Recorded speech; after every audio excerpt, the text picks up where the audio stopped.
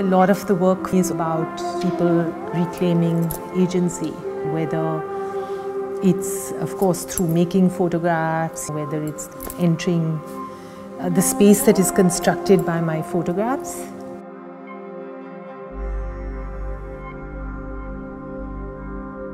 My name is Gauri Gill. I live in New Delhi. I feel wonderful, a little overwhelmed because I've never seen so much of my work, as well as so many friends that I've worked with for so many years. Just to be in a context where you are faced with what you've been doing and more than 240 works feels quite wonderful. I partly came into photography because of my father. His camera was always around and he took a lot of photographs. When I was in art school and we had the possibility to study photography, the space was very kind of encouraging and free-spirited. I fell in love with it and have been doing it for 30 years.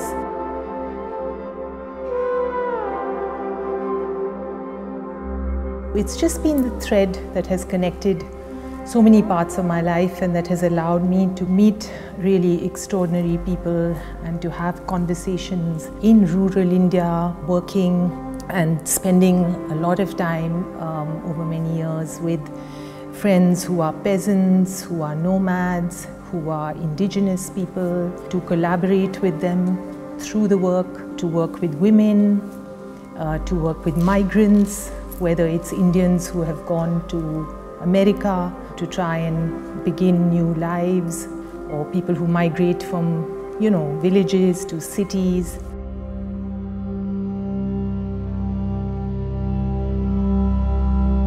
But I'm interested really in people who inhabit the peripheries and who often live in very precarious and difficult circumstances, and who are still able to prevail, to find ways to rise above their circumstances with great ingenuity and joy and humor and all these different strategies that people employ to survive.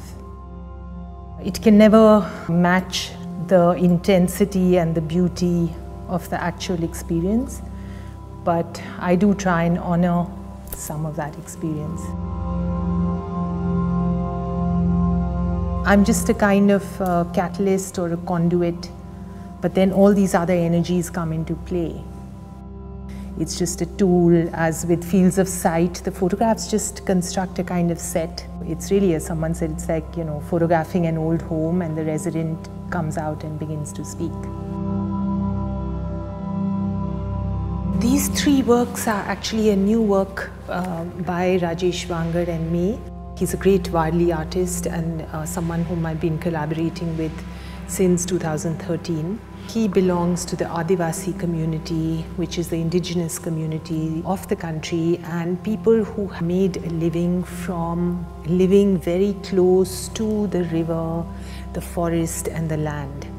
You may see fishermen going out just to gather the day's catch, and now of course we see that that same river and sea has been taken over by these big mechanized boats.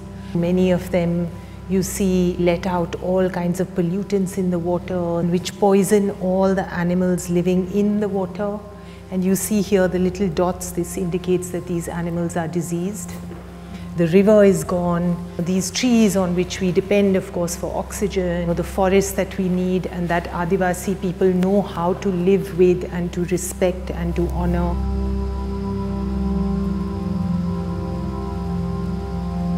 There was a studio constructed in a wonderful non-profit that works with rural people in the desert, and they would have these Balika Melas to educate young women and also to just give them an opportunity to leave their village.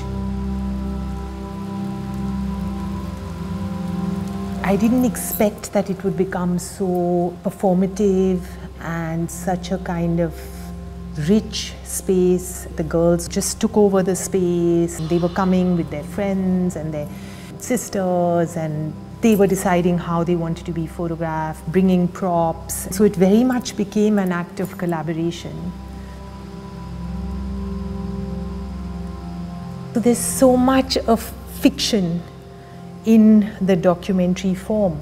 So many masks actually present in representation. When I was thinking of acts of appearance, to me the idea was that in this project, really it's the audience on stage and speaking back. So we're trying to collapse that. Who's the subject? Who's telling the story? Whose story is it? And where is the story? What is being performed is just these varied, series of appearances.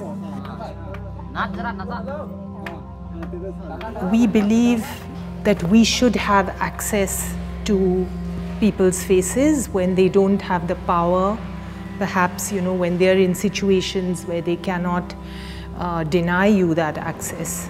The mainstream media may go in with cameras, or photographers, even such as myself, may go in and just expect to have people perform themselves, right? So in this case, what happens is that you're denied that access.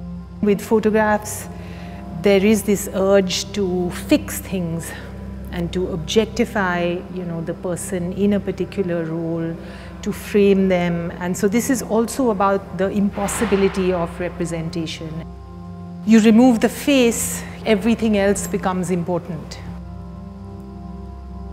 I'm also interested very much in, the categories of how artists are defined. Rajesh Wangad and the artists from Johad, the paper mache artists, the great mask artists, and they have been again seen as folk artists or as craft people or as traditional artists, which they are somehow have not been part of the world of contemporary art. So again, that to me is a kind of false distinction.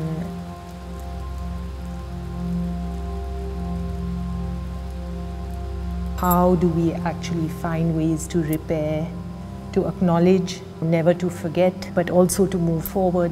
I think one thing that's very important to me is that as human beings, we constantly go down to the person with the least power. And I think one of the things that photography can do is listen to that person and learn from that person, and to resist these large and hegemonic forces that control and have the power and that threaten to subsume all of us and just tell one story which is determined by whoever is historically powerful. I am arguing that it is about the individual at the smallest level, and every story at that level is important. Every person's story is equally valid, and that ultimately that is how we will resist.